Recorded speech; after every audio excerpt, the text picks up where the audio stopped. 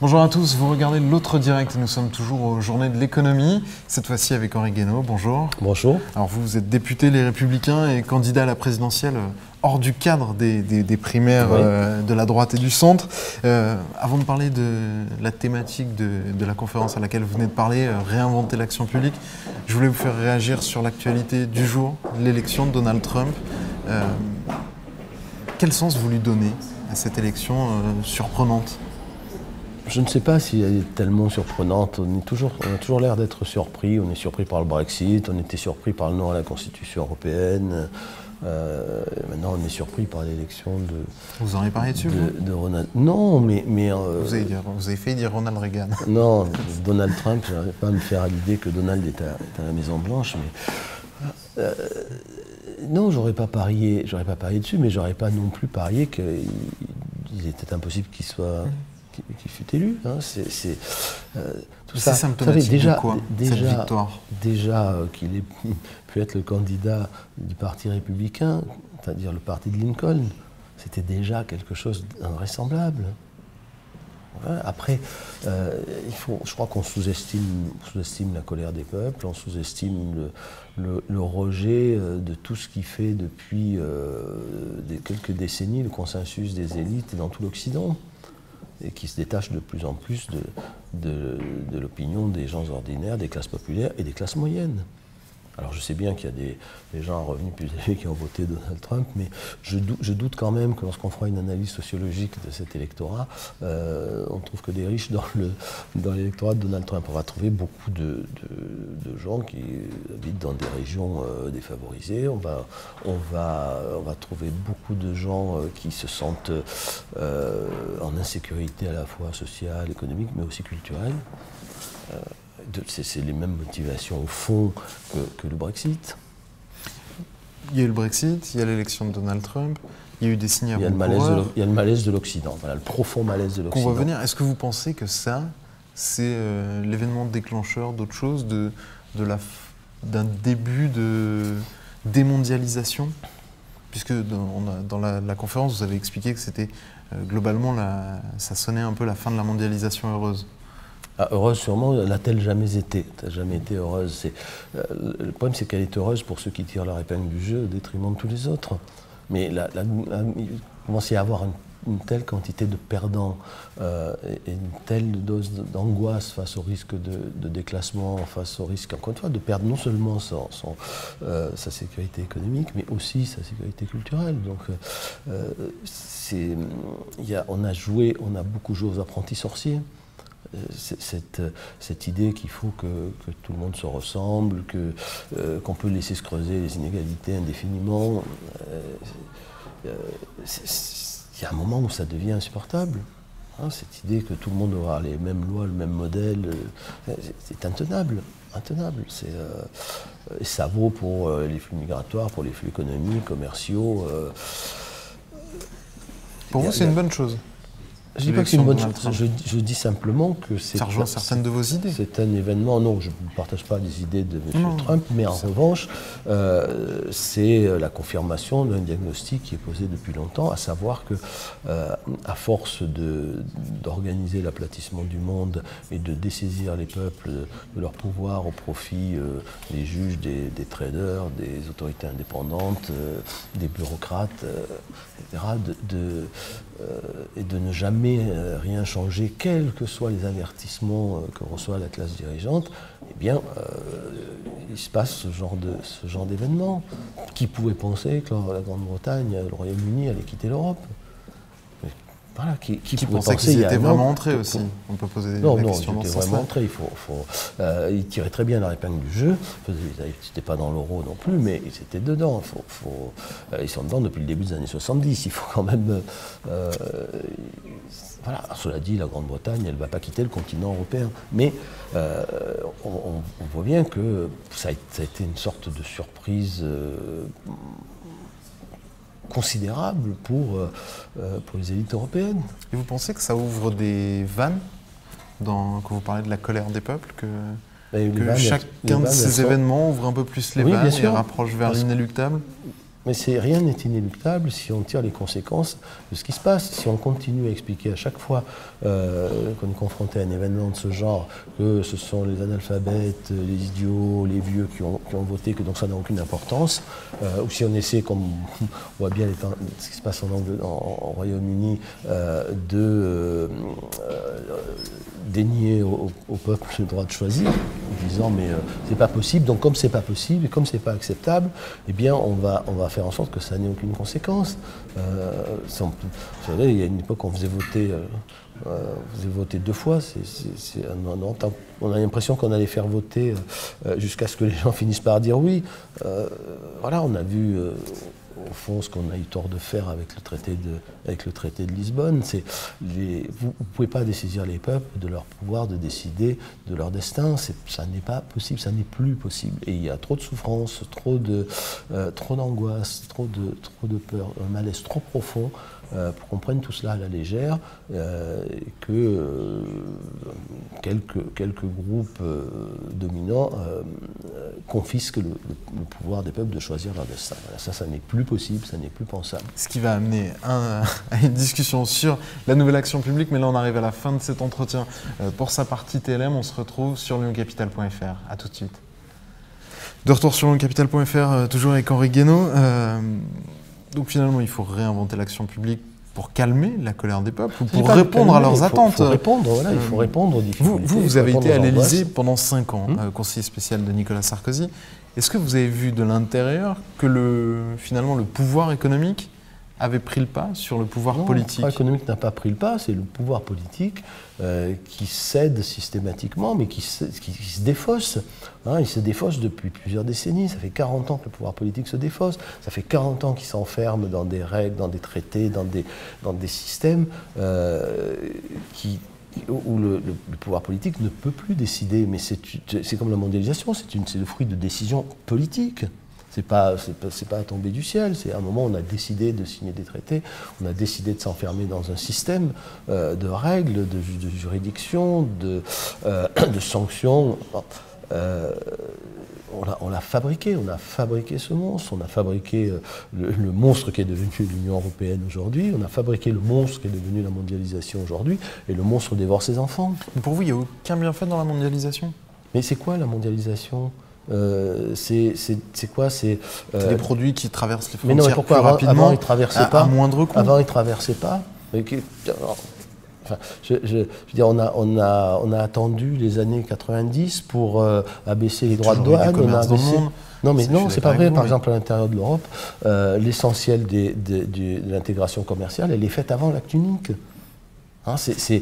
Donc c'est absurde. La mondialisation, c'est autre chose. Ce qu'on appelle la mondialisation, c'est une espèce d'objet idéologique qui veut que le même modèle s'applique partout, la même politique soit conduite partout, que tout le monde vive de la même manière partout, avec les mêmes normes, les mêmes règles, qu'il n'y ait plus de frontières, notamment de frontières culturelles, de frontières juridiques et de frontières démocratiques. Donc c'est l'idée qu'il n'y a plus de peuple, il n'y a plus de souveraineté, il n'y a plus que des consommateurs. Ça n'est pas tenable.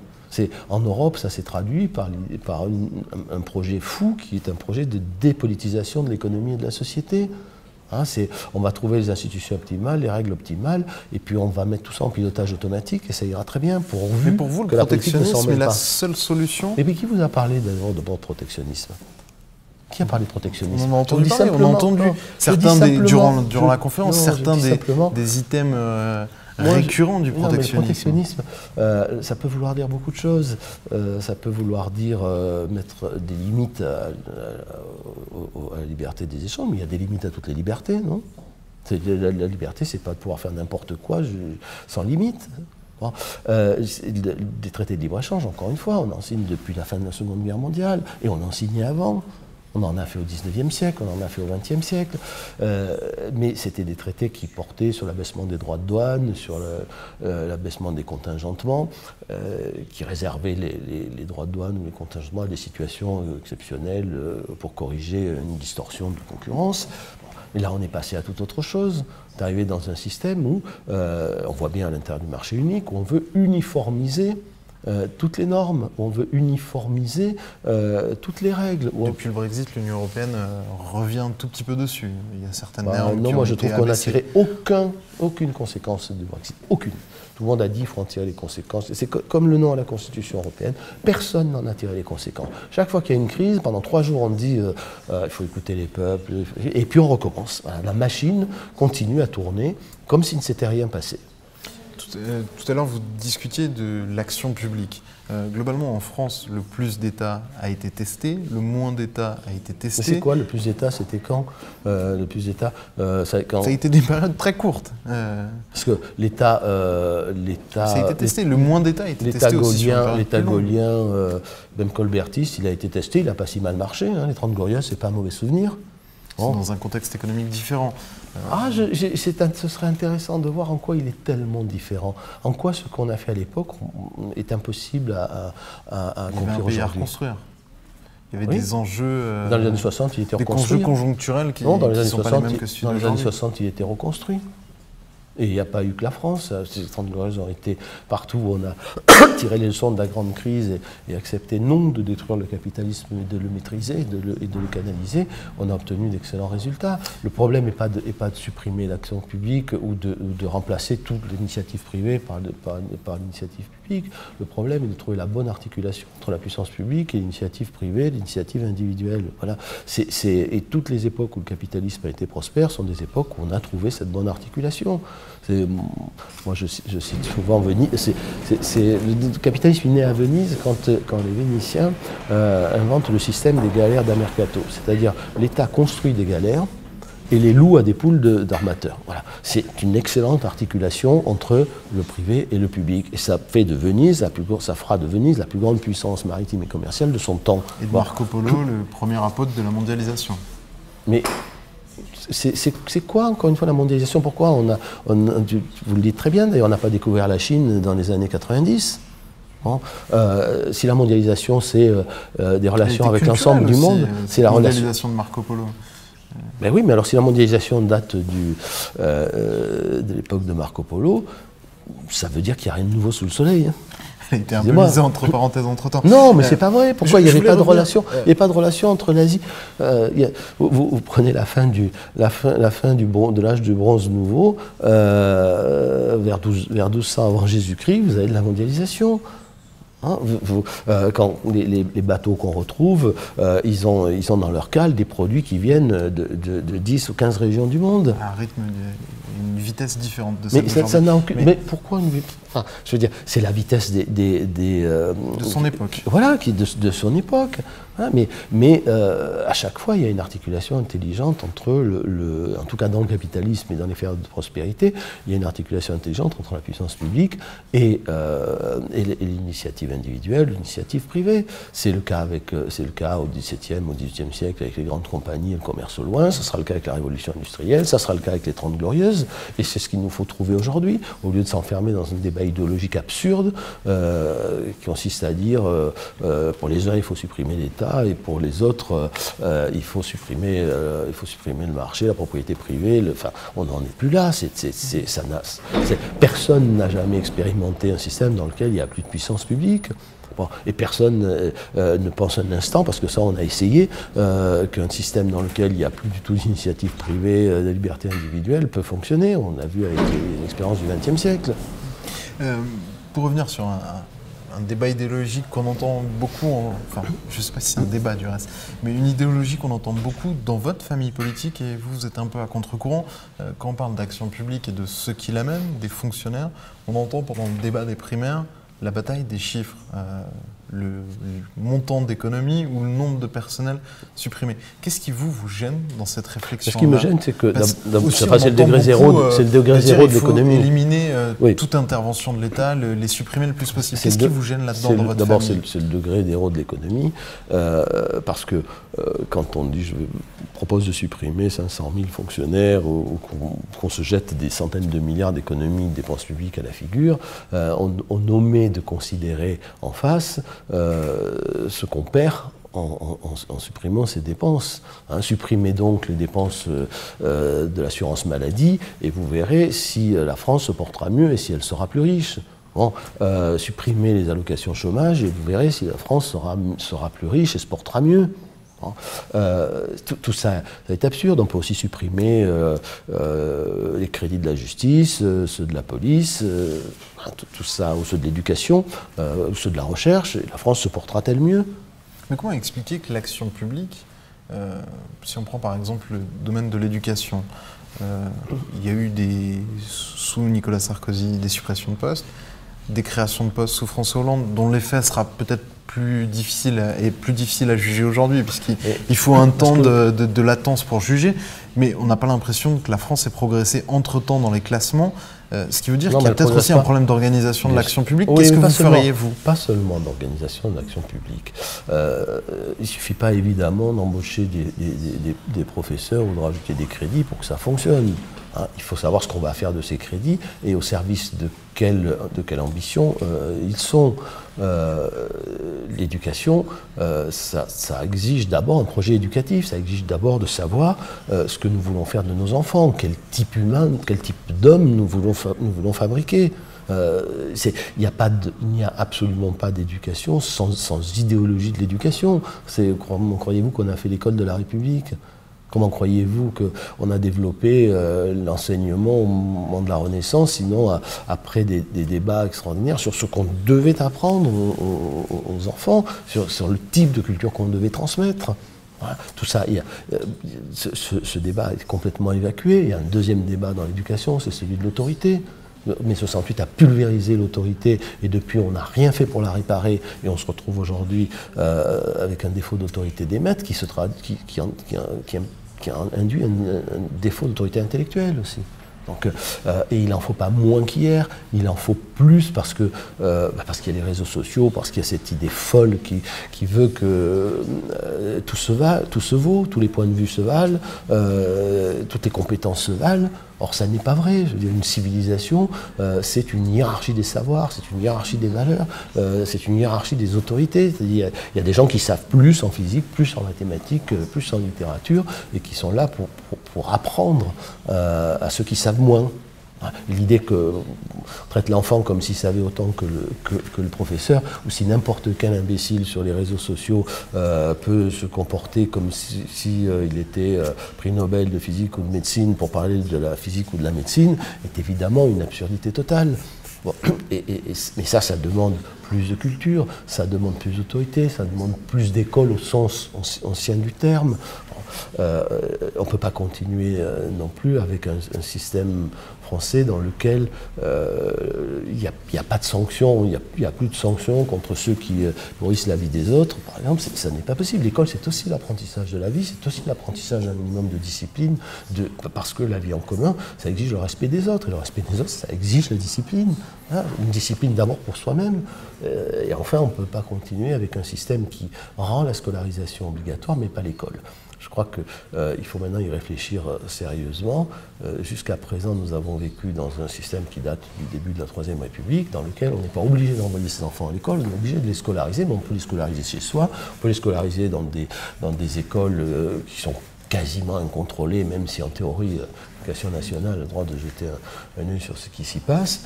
Il faut maintenant, je crois, construire une obligation d'école, dire ce qu'est une école, le minimum sur ce qu'elle est obligée d'apprendre pour pouvoir recevoir le label d'école et satisfaire l'obligation, et permettre aux parents de satisfaire l'obligation scolaire. Voilà. Sinon, on va se trouver avec une école qui va être d'être un lieu de cohésion de la nation, de cohésion sociale, va être de plus en plus un lieu de décohésion, un lieu de désintégration de la nation et de la société.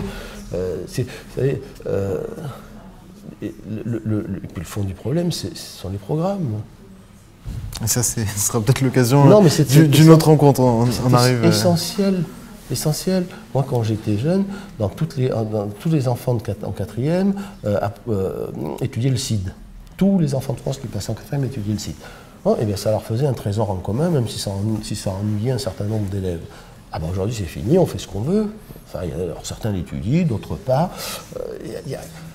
Voilà, il faut s'interroger là-dessus, parce que la question aussi de la hiérarchie des valeurs, elle est inscrite dans les programmes. Hein, si vous faites de vos enfants les rivaux de Corneille, par exemple, ben, vous passez à côté de quelque chose de considérable. Oui, mais vous ne pouvez pas construire un monde et une société, a fortiori une nation, quand il n'y a pas de profondeur historique, pas de profondeur du temps, pas de profondeur culturelle. C'est pas possible. Et pas un imaginaire partagé. Et là, on arrive sur un autre débat sur l'identité. Après, derrière, le communautarisme et l'éclatement de la société. Voilà. Merci beaucoup, Henri Guénaud, d'avoir répondu à notre invitation et à nos questions. On se retrouve très bientôt pour une nouvelle édition de l'Autre Direct. Au revoir.